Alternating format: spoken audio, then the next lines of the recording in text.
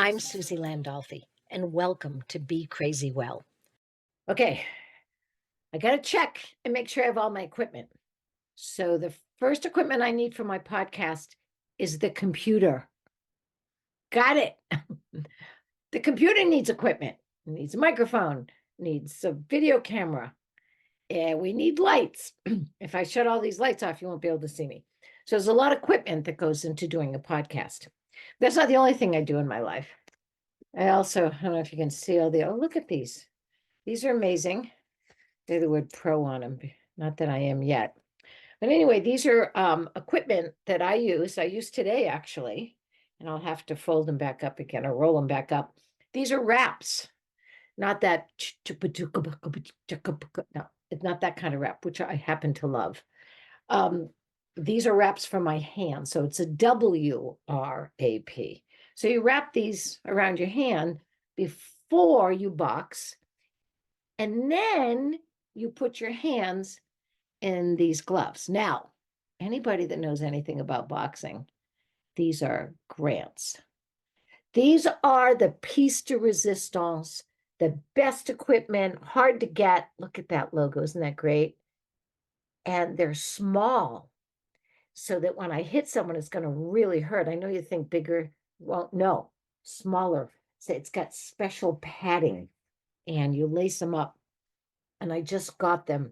Thank you, Jake Paul. So Jake really wants to help me box, and he's a great supporter of my journey in boxing. So if you don't know it, I box too. I actually started boxing before he did. He doesn't even know this story. So I've probably done every kind of sport ever. I mean, I started playing baseball when I was 10 as a boy. Now, that doesn't mean anything about transgender. It means that girls weren't allowed to play baseball. I was on a camp league and I was 10. So physically, I had no boobs.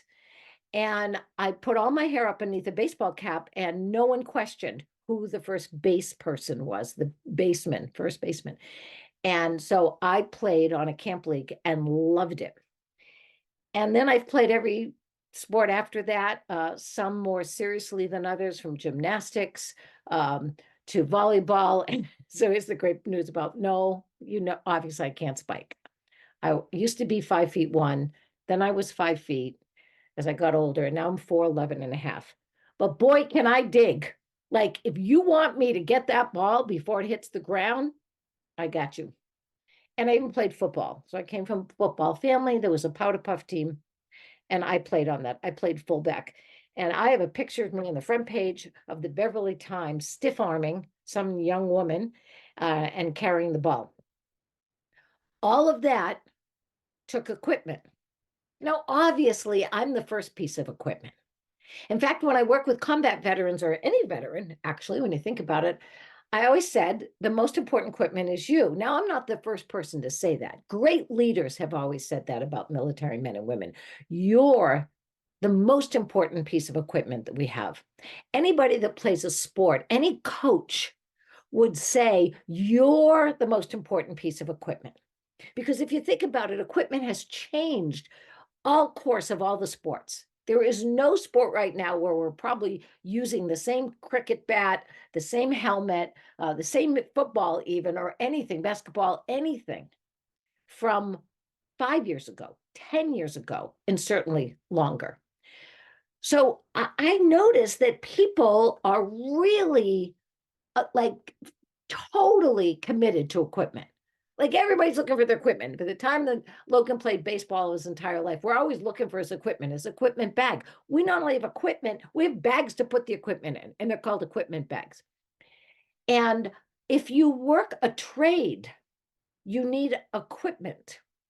So you need tools, that's equipment.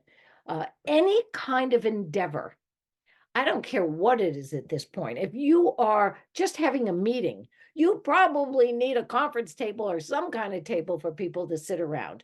Even if you're doing a retreat or you're doing a sweat lodge, you need some equipment. It's called a sweat lodge, actually. And you need lava rocks. That's part of the equipment. You need something to heat them up. So we are equipment people. That's what we know. That's what we spend money on. That's what we look for. Everybody's about their equipment. Except one time we're not about our equipment. And that's in terms of our mental health. Are we equipped to be able to create a physically, emotionally, intellectually, spiritually, and financially well life? And I've noticed with all the emphasis on equipment, when we're not emotionally equipped or mentally equipped to do something, I don't care how good these gloves are, and they're great. Trust me, these are amazing gloves. When I go into that gym, if I'm not focused, if I'm not able to breathe, if I can't listen to my coach, if I can't manage my body and my mind, those gloves are not going to make me a better boxer at that moment. Only when I'm ready, only when I am equipped emotionally to do my best will my best happen. Wow, that was a good one. Let's think about that for a minute. Someone write that down. Only when I'm equipped to do my best can I do my best. It wasn't quite what I said before, but close enough.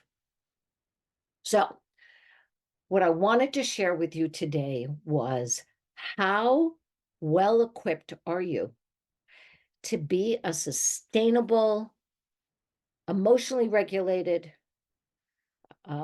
disciplined, consistent, kind, respectful, integrity person? How equipped are you to be in a partnership? I wasn't equipped at all. Not one bit of my physical, emotional, intellectual, spiritual, financial well-being was equipped to be in a relationship. Well, maybe I could be in a relationship for a couple of months, but I couldn't be in a partnership for a long term. I could not. I was ill-equipped. Now, ill-equipped means that I don't have the right equipment. I didn't have any equipment at all. I wasn't ill-equipped. I was not equipped. So I'm thinking about this now, about why are we so adverse to equipping ourselves, to go get help, to talk about what we struggle with, to practice, to get better equipped to do the things that we do. How about parenting? Now, there's a good one. Yeah, how equipped were our parents when we were born? I can tell you, both of my parents were pretty unequipped. And my mom was better equipped, for sure, better equipped. My dad was not equipped at all. How he was trained to be a parent, or actually how he was trained from his parents in his childhood, did not equip him to be a good parent. It was so traumatic. It was so like ill-equipped. It was so just traumatizing that when we came along, as much as he thought he wanted to have children, and he probably did want to have children, once they arrived, he had no equipment at all, physically or emotionally, mentally, spiritually, even financially, to be able to help nurture us and deal with us and be able to stay regulated himself. It was like one or the other. He either was going to just regulate himself and then we were going to be neglected, or he would come down hard on us, like just rageful on us to try to get us to be the way that he wanted. That's the wrong equipment. I was talking to a veteran last week, a wonderful man, a very successful combat veteran. Now he has his own business. And he hardly ever, I don't think he's ever called me for support. And he's part of MVP. And he said to me, called me, and he actually texted me first and said, my son ran away. And his teenage son, and he ran away. We're at odds. I don't know what to do. And I'm just at a loss. So I got on a call with him and found out all of the scenario. And first, what I asked him was, what did he do when he was 15? And you know what I heard? Oh, I was in a really bad neighborhood. There were gangs. I ran away. And it was like he didn't even realize what he was saying. And he stopped and he went, holy shit. I, I, I am ill-equipped to be able to help this teenager based on what happened to me. And as we went through his father's trauma and how his father treated him and treated the kids, he realized, he said, oh, now I'm doing to him what was done to me. I'm yelling, I'm controlling. Wait, he even talked about how he used alcohol and that he's sober now. So we had to go back through what that had done as well. He wasn't equipped to feel great about himself because of the trauma that he went through. And when he got anxious, he had to use something, a piece of equipment, it's called alcohol, to help calm him down. He didn't know how to do it for himself. He didn't have that core strength.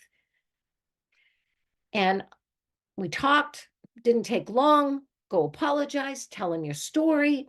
You've been too harsh on him. Why does he want to be there? It took one conversation of him explaining what happened to him and how he was ill-equipped and how he was doing to his son what was done to him. And he totally apologized and said, I don't want to do that. You're 15 years old. We can start to have a very different relationship, and I hope you'll forgive me. The kid was like, I'm in. So it's this idea, and maybe it was because this combat veteran knew about equipment. Maybe when I started to talk to his language and I started to say ill-equipped, like your rucksack. And I asked him a question. I said, if I was your CO and you're going to go on a mission and I give you a rucksack, and in that rucksack, half of it is filled with shit that's not yours, doesn't fit you, won't work for the mission, and was broken, what would you do? Especially if I turn my back. He goes, well, the minute you turn your back, I'm going to take it out. I'm going to go hide it. I'm going to go bury it somewhere and never tell you that I took out all that equipment that would not keep me or my teammates safe. Same in a sport. If you open up the equipment bag and there's a broken bat, you're not playing baseball that day. If there's a baseball that's coming unwrapped, you'll probably try to play with it, but it isn't going to work as well as if it was in good shape. So when I said that to that young man, about giving you a rucksack filled with shit that won't work and how he would throw it out, that's what we're doing. That's what it means to do your physical, emotional, intellectual, spiritual, and financial work, your practices. It's about throwing out the stuff that was given to you, the equipment that was given to you, what was done to you, and throw it out. Start again. It's tough. It's hard to start as an adult, and start to practice things that actually will help create the person you deserve to be and the life you deserve to live. It's changing your equipment. Your voice is your equipment. Your words are your equipment. Your actions are your equipment. All of it is part of you, and you are the most important piece of equipment in any kind of partnership or parenting or work or mission. That's what it's all about. So I wanted to share that with you today, and I hope you watched last week's podcast. It was with Tyler Cochran, and Tyler talked a lot about his equipment and his experience. And we're going to have him on next week. You're going to be able to hear a week from this Monday after getting out of prison. That ought to make you want to take for 20 years. And he's only 38. You might want to go listen to the first part so you can hear the second part. And one of the things that we do at Craft Boxing, where I do work, is we are looking at the equipment all the time. We understand how to use the equipment. We understand how important it is to have it functioning and clean and appropriate for what it is that we want to improve about ourselves. If it's strength or flexibility or a better cross or a better jab or a better, uppercut, all of that. So what I'm going to invite you to do this week is I want you to take a look at your equipment. And that's in 5 areas. How are you equipped to help yourself physically, to stay healthier? How are you equipped emotionally, intellectually, spiritually, and financially? Even money's an equipment. So that's my ask this week. That's how we will be crazy well. And that's how we'll help one another. So take a look at your equipment, find out what you're equipped to do. And if you're not equipped to do something, for gosh sakes, go get a trainer. Go get somebody that can help you find a way of being that actually gets you the results that you want, and take good care of your equipment. That's you. Take good care of you, because you're the most important piece of equipment. Be crazy well, always be crazy well. Thank you, Kalvin Love, for this wonderful theme song. I'll see you guys every week. I'm doing this every week. Join us and be crazy well. Bless you.